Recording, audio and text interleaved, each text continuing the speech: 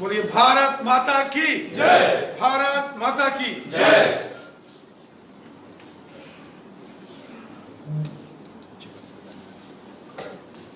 भारत रत्न श्रद्धेय अटल बिहारी वाजपेयी साहब की पुण्यतिथि के उपलक्ष्य में हम सभी परम श्रद्धेय परम पूजनीय श्रीमान अटल बिहारी वाजपेयी साहब को अपनी श्रद्धांजलि भेंट करते हैं, उन्हें शत शत नमन करते हैं, कोटि कोटि वंदन करते हैं। साथियों, हम सब जानते हैं श्री अटल बिहारी वाजपेयी साहब केवल भारत देश के ही नहीं बल्कि दुनिया के अंदर बहुत ख्याति प्राप्त नेता थे, जिन्होंने लगातार देश के संसद के अंदर और संसद के बाहर हमेशा राष्ट्र हित में बहुत बड़े बड़े कार्य किए। अटल बिहारी वाजपेयी जी के जीवन पर अगर आप ध्यान देंगे, अटल जी बचपन से ही बहुत होनहार और तेजस्वी बालक थे। उनके पिताजी बहुत विद्वान व्यक्ति थे। बाल्यकाल से ही संघ के कार्यकर्ता के रूप में श्रद्धेय अटल बिहारी वाजपेयी साहब ने काम किया, हम सब जानते हैं। और कॉलेज के समय की उनकी वो बातें हम सब ने कई बार पढ़ी है, सुनी है कि जब श्रीमान अटल बिहारी वाजपेयी साहब कॉलेज में पढ़ते थे कानपुर के अंदर, तो सुबह पहले एक साइकिल को लेकर उसमें साइकिल में अखबार रखते थे और कानपुर नगर के अंदर वो अखबार डिस्ट्रीब्यूट करते थे। और जब अखबारों का वितरण होता था, उसके बाद जो महीने के उससे जो उनको पैसे मिलते थे, उससे वो अपनी कानपुर के अंदर पढ़ाई करते थे और वो अपना सारा खर्चा वहां से निकालते थे। इसके बाद धीरे धीरे उनको पत्रकारिता में लिखने का बहुत शौक था। हम सब जानते हैं उनकी कविताएं विश्व प्रसिद्ध उनकी कविताएं हैं। और अटल बिहारी वाजपेयी साहब को लिखने का बहुत शौक था। ये जो पंचजन्य, जो बहुत बड़ा साप्ताहिक पत्रिका आज भी निकलती है, इसके मुख्य संपादक के नाते से भी स्वर्गीय अटल बिहारी वाजपेयी साहब ने काम किया। स्वदेश नाम की पत्रिका निकलती थी, उसके लिए काम किया और हमेशा राष्ट्रवादी विचारों को आगे बढ़ाया मजबूती के साथ। वो संघ के प्रचारक के नाते से भी उन्होंने कई वर्षों तक काम किया। और हम सब जानते हैं कि श्रद्धेय अटल बिहारी वाजपेयी साहब का जम्मू कश्मीर से बहुत लगाव। जब स्वर्गीय श्यामा प्रसाद मुखर्जी जम्मू कश्मीर के अंदर एक विधान एक प्रधान एक निशान के महाअभियान को लेकर आए, उस अभियान में स्वर्गीय अटल बिहारी वाजपेयी साहब भी उनके साथ थे। और जब माधोपुर से लखनपुर की ओर आना था, तो श्यामा प्रसाद मुखर्जी बिना परमिट के, क्योंकि उस समय देश के अन्य अन्य भागों को से किसी को भी अगर जम्मू कश्मीर आना पड़ता था या जम्मू कश्मीर से किसी को देश के अन्य अन्य भागों में जाना पड़ता था, उनको परमिट चाहिए होता था, पासपोर्ट टाइप व्यवस्था थी। तो जब श्यामा प्रसाद मुखर्जी जी ने कहा ये permit system with in the country देश में नहीं चलेगा, एक देश में दो कानून नहीं हो सकते, दो झंडे नहीं हो सकते, दो विधान और दो प्रधान नहीं हो सकते, उनके साथ अटल बिहारी वाजपेयी साहब भी थे। और जब बिना परमिट के माधोपुर से लखनपुर कठुआ में स्वर्गीय श्यामा प्रसाद मुखर्जी एंटर हुए, अटल बिहारी वाजपेयी साहब उनके साथ थे। श्यामा प्रसाद मुखर्जी जी ने अटल बिहारी वाजपेयी साहब की जिम्मेवारी लगाई, क्योंकि उस समय मीडिया, सोशल मीडिया बहुत ज्यादा इस प्रकार की व्यवस्थाएं नहीं थी। तो स्वर्गीय श्यामा प्रसाद मुखर्जी साहब ने अटल बिहारी वाजपेयी साहब को ये निर्देश दिए कि आप पूरे भारत में जाकर ये संदेश दो, जन जागरण करो कि श्यामा प्रसाद मुखर्जी जी ने बिना परमिट सिस्टम के जम्मू कश्मीर के अंदर प्रवेश किया। और हम सब जानते हैं बाद में स्वर्गीय श्यामा प्रसाद मुखर्जी जी की हत्या कर दी गई और पूरे भारत के अंदर जन जागरण, महाअभियान, उग्र आंदोलन, प्रचंड आंदोलन जो हुए वो स्वर्गीय अटल बिहारी वाजपेयी साहब के नेतृत्व में हमारे कार्यकर्ताओं ने, जनसंघ के कार्यकर्ताओं ने, प्रजा परिषद के कार्यकर्ताओं ने, हमारे स्वयंसेवक बंधुओं ने पूरे देश के अंदर उस समय उग्र आंदोलन किया। और उसके बाद निरंतर जम्मू कश्मीर में अटल बिहारी वाजपेयी साहब का आना जाना लगा रहा। कई कविताएं उन्होंने जम्मू कश्मीर के ऊपर लिखी हैं। जम्मू के ऊपर उन्होंने बहुत मार्मिक कविता लिखी है। आज भी अगर वो उनकी कविताएं आप सुनोगे, उस समय के सभी परिदृश्यों को अपनी कविताओं में किस प्रकार अटल जी ने संयोज के रखा था, वो पूरा उनका वो जो कविताओं का जो एक पुस्तक है उसमें उनको संयोज के रखा गया है। साथियों, हम सब जानते हैं अटल बिहारी वाजपेयी 40 वर्षों तक, इससे भी ज्यादा, देश में लीडर ऑफ द अपोजिशन रहे। 40 साल से भी अधिक हर पार्टी के साथ उनके बहुत अच्छे दोस्ताना संबंध थे। जो विपक्षी पार्टियों के नेता भी थे वो भी अटल बिहारी वाजपेयी साहब का बहुत सम्मान करते थे, क्योंकि अटल जी के सिद्धांत, असूल ऐसे थे, वो सबको साथ लेके चलते थे। उनके मन में किसी के प्रति विद्वेषपूर्ण भाव नहीं थे, ईमानदारी से काम करते थे। लीडर ऑफ द अपोजिशन के नाते से उनका एक किस्सा बहुत प्रसिद्ध है। कहते हैं कांग्रेस की सरकार थी, नरसिम्हा राव देश के प्रधानमंत्री थे और उस वक्त के जो गृह मंत्री थे, नरसिम्हा राव जी की सरकार में महाराष्ट्र के शायद शिवराज, वहां के जो चौहान साहब थे, पृथ्वीराज चौहान, वो थे। और कहते हैं कि उस वक्त के जो होम मिनिस्टर थे उन्होंने एक विद्वेषपूर्ण तरीके से एक बार सीबीआई को अटल जी के घर में भेजा। देश के पार्लियामेंट के ऊपर बहस, पार्लियामेंट में किन्हीं मुद्दों पर बहस चल रही थी, तो कांग्रेस के जो उस वक्त केंद्र के अंदर गृह मंत्री थे उन्होंने विद्वेषपूर्ण तरीके से सीबीआई को निर्देश दिए और सीबीआई अटल जी के घर पहुंची। और जब अटल जी के घर की छानबीन की गई तो कहते हैं 5-6 धोतियां और 5-6 कुर्ते अटल जी के घर से मिले और किसी कोने में मंदिर में कोई 50-60 रुपए जो कहीं भगवान को उन्होंने प्रणाम करते होंगे। अटल जी बहुत पूजा पाठी नीति नियम वाले व्यक्ति थे।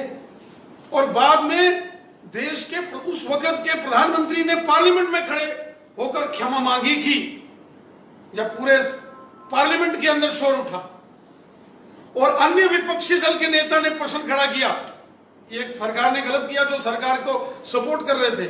उस वक्त के प्रधानमंत्री नरसिम्हा राव जी ने भी लोकसभा में खड़े होकर क्षमा याचना की कि मेरे को इसकी जानकारी नहीं थी, जो भी हुआ है ये गलत हुआ।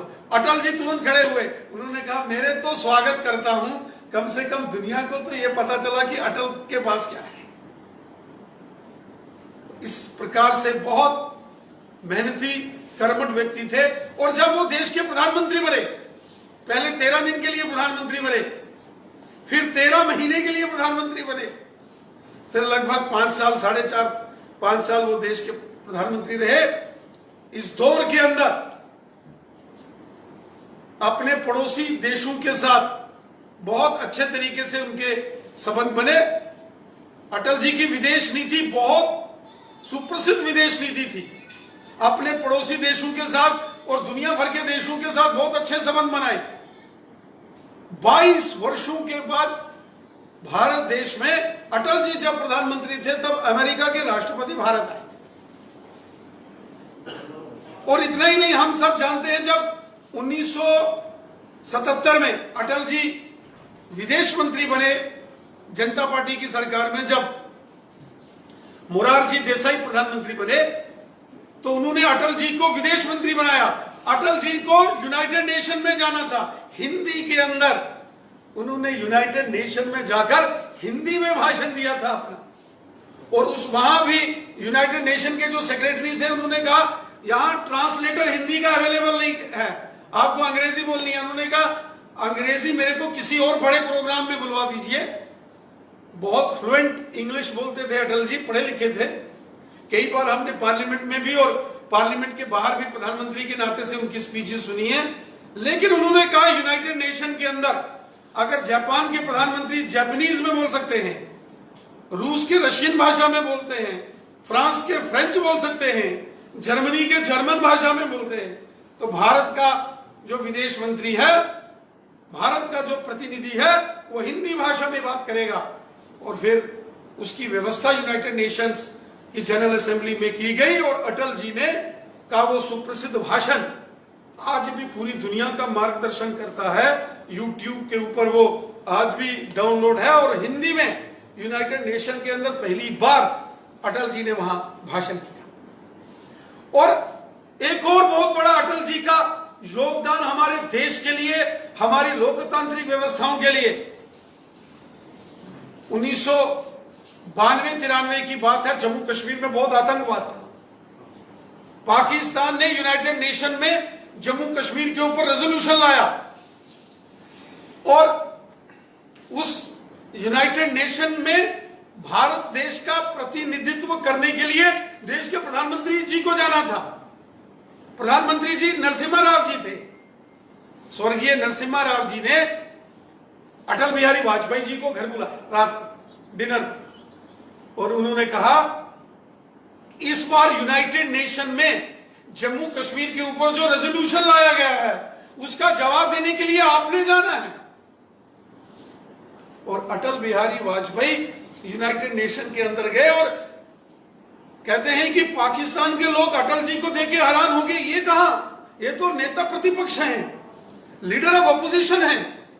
क्योंकि देश की बात थी और देश के प्रधानमंत्री जी भी जो दूसरी पार्टी के थे उनको भी विश्वास था कि देश का अगर सच्चा सही प्रतिनिधित्व, लीडरशिप अगर कोई कर सकता है वो अटल बिहारी वाजपेयी साहब है। और वहां भी उन्होंने आतंकवाद के मुद्दे पर पाकिस्तान की बखियां उधेड़ के रखी। जब वो प्रधानमंत्री बने बड़ा दबाव होता था, परमाणु परीक्षण नहीं करने देते थे। इंदिरा गांधी जी जब देश की प्रधानमंत्री थी उन्होंने एक बार प्रयास किया था न्यूक्लियर टेस्ट बड़े पैमाने पर करने के, नहीं कर पाई थी। उसके बाद राजीव गांधी जी ने कोशिश की, नहीं कर पाए। अनेक प्रधानमंत्री बने, नरसिम्हा राव जी ने भी प्रयास किया। अमेरिका के दबाव के आगे कांग्रेस की सरकारें झुक जाती थी। अटल बिहारी वाजपेयी देश के प्रधानमंत्री बने। 11 मई और 13 मई हम सब जानते हैं, पोखरण के अंदर जो परमाणु परीक्षण उनकी सरकार में किए थे, पूरी दुनिया ने भारत की ताकत का लोहा माना था। कितने जबरदस्त तरीके से सारी व्यवस्थाओं को मैनेज किया। और उसके बाद जब भारत के ऊपर आर्थिक प्रतिबंध दुनिया के देशों ने लगाए, उस वक्त भी कैसे उस सारी परिस्थिति से निपटते हुए देश को आर्थिक दृष्टि से भी कमजोर नहीं होने दिया, स्वदेशी को बढ़ावा दिया और धीरे धीरे अपने पड़ोसी देशों के साथ, सबके साथ बहुत मित्रता भरे संबंध रखे। बस में बैठ के अटल जी लाहौर गए, लेकिन जब पाकिस्तानियों ने खुरापाती चाल चल के कारगिल के अंदर घुसपैठ की और कारगिल के अंदर जबरदस्त तरीके से पाकिस्तान को मुंह तोड़ जवाब दिया और पाकिस्तान को धूल चटाई, अटल बिहारी वाजपेयी साहब के नेतृत्व में हमारे देश की जो बहादुर सेनाएं थी, आर्मी, हमारे पैरामिलिट्री फोर्सेस, इंडियन एयरफोर्स, सबने उस वक्त कारगिल युद्ध में अदम्य साहस, शौर्य और पराक्रम का परिचय देते हुए पाकिस्तान को धूल चटाई और अटल जी को कारगिल का महान विजेता करके बुलाया गया। हम सब जानते हैं राजनीति के अंदर आपसी बहुत मतभेद होते हैं, मनभेद नहीं होते हैं, लेकिन मतभेद वैचारिक होते हैं। अटल जी इस प्रकार की एक महान शख्सियत थी कि जिन्होंने पूरी दुनिया के अंदर लोकतांत्रिक मूल्यों को और लोकतांत्रिक मर्यादाओं का क्या महत्व है, ये संदेश, ये पैगाम अटल जी ने दिया और अटल जी ने सबको सिखाया। अटल जी हमारे देश के राष्ट्र पुरुष है। आज भले ही वो हमारे बीच में ना हो, लेकिन हमारी यादों में, हमारी सांसों में, हमारे दिल की धड़कन में, हमारे हृदय में, हमारे दिमाग में हमेशा अटल बिहारी जी जिंदा रहेंगे। वाजपेयी साहब एक सच्चे देशभक्त थे, जिन्होंने पूरा जीवन देश के लिए समर्पित किया, संपूर्ण जीवन भारत माता की सेवा में लगे रहे। वो एक आदर्श कार्यकर्ता थे, आदर्शवान स्वयंसेवक थे। आज उनकी इस पुण्यतिथि के उपलक्ष्य में हम सभी कार्यकर्ताओं को ये संकल्प लेना चाहिए, ये प्रण लेना चाहिए कि हम भी श्रद्धेय अटल बिहारी वाजपेयी साहब के दिखाए गए मार्ग पर चलकर, उनके दिखाए गए रास्ते पर चलकर यहां हम राजनीतिक दृष्टि में से काम करेंगे, वहीं अपने देश, अपने समाज, अपनी भारत माता और अपने तिरंगे झंडे की सेवा हमेशा करेंगे। यही संकल्प लेकर आज हम श्रद्धेय अटल बिहारी वाजपेयी साहब को श्रद्धांजलि भेंट करते हैं। और मुझे पूरा विश्वास है कि करोड़ों करोड़ देशवासी अटल जी के द्वारा दिखाए गए मार्ग पर चलकर राष्ट्र निर्माण के कार्य में सदैव अपना योगदान करेंगे। इन्हीं शब्दों के साथ मैं पुनः एक बार श्रद्धेय अटल बिहारी वाजपेयी साहब को शत शत नमन करता हूं, कोटि कोटि वंदन करता हूं।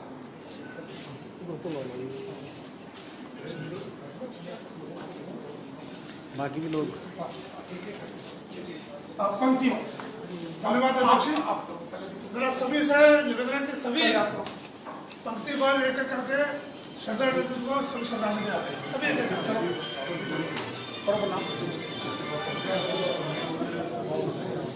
पूर्व प्रधानमंत्री अटल बिहारी वाजपेयी की पुण्यतिथि के अवसर पर भाजपा कार्यालय में उनको सदासुमन श्रद्धांजलि देते हुए भाजपा के वरिष्ठ नेता व कार्यकर्ता, जिस तरह से उनके प्रधान रविंद्रानंद के उनके जीवन के ऊपर आपको बताया,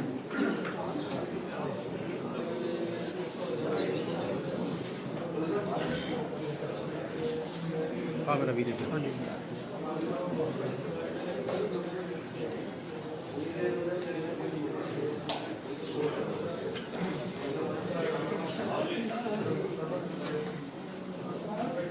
रात अंदर में थोड़ा चल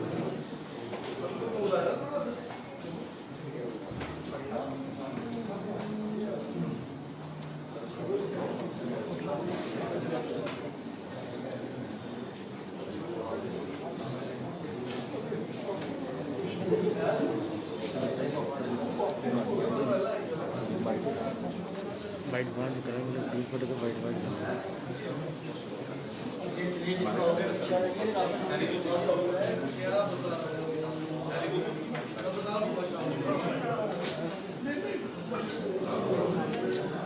जिन्होंने श्रद्धांजलि भेंट किया, अपने स्थान पर बैठो, फिर बाद में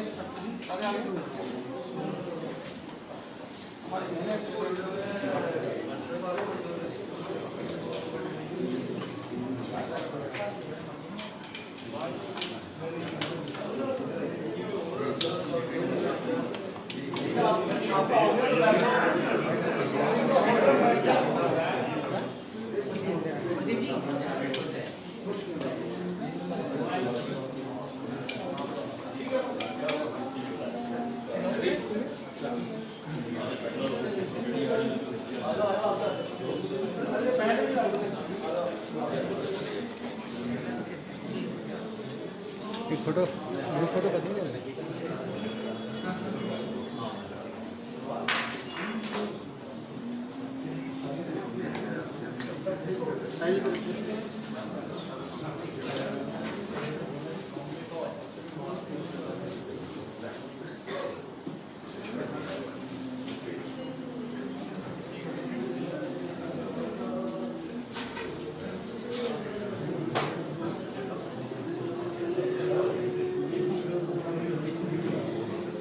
श्री अटल बिहारी वाजपेयी पूर्व प्रधानमंत्री को श्रद्धांजलि देते भाजपा कार्यकर्ता जम्मू भाजपा कार्यालय में। आप देख रहे हैं सीधी लाइव तस्वीर है जो अटल बिहारी वाजपेयी को श्रद्धांजलि देते हुए भाजपा के कार्यकर्ता। ज़्यादा जानकारी के लिए आप देखते रहिए जेके न्यूज़ टुडे।